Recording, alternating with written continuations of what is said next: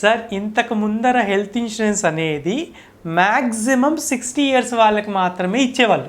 And 60 years తర్వాత renewal కూడా ఇచ్చేవాళ్ళు కాదు. ఇది బిఫోర్ ప్రైవేటైజేషన్, ఓకేనా. ఆఫ్టర్ ప్రైవేటైజేషన్ కొత్త కంపెనీస్ వచ్చిన తర్వాత ఏమైంది అంటే ఈ హెల్త్ ఇన్సూరెన్స్ అనేది ఫస్ట్ టైం ఇవ్వడము 65 వరకు స్టార్ట్ అయింది. ఆ తర్వాత 75 అయింది, ఆ తర్వాత 85 అయింది. ఇప్పుడు న్యూ రెగ్యులేషన్ వచ్చిన దాని ప్రకారంగా ఏంటంటే ఏ ఏజ్ వాళ్ళకైనా మీరు పాలసీ ఇవ్వాలి. న్యూ బార్న్ చైల్డ్ మనకు ఓన్లీ కొన్ని పాలసీస్లోనే ఆ కవరేజ్ ఉంటుంది. జనరల్గా మేము చూసిందంటే 90 డేస్ ఆఫ్ ఏజ్ నుంచి మీకు 99 ఇయర్స్ వరకు కవరేజ్ అనేది ఫస్ట్ స్టార్ట్ చేయొచ్చు ఇప్పుడు వచ్చిన పాలసీస్లో, కొత్తగా వచ్చిన పాలసీస్లో, ఓకే.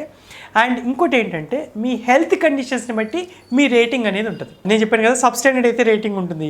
అంటే ఇప్పుడు ఒక 70 ఇయర్ ఓల్డ్ పర్సన్కి ఒక 17 ఇయర్ ఓల్డ్ పర్సన్కి హెల్త్లో డిఫరెన్స్ ఉంటుంది. 70 year old person 70 year old లాగా ఉన్నాడు అంటే మీకు అది స్టాండర్డే. ఆ ఏజ్ ప్రకారంగా ప్రీమియం అనేది ఇస్తారు.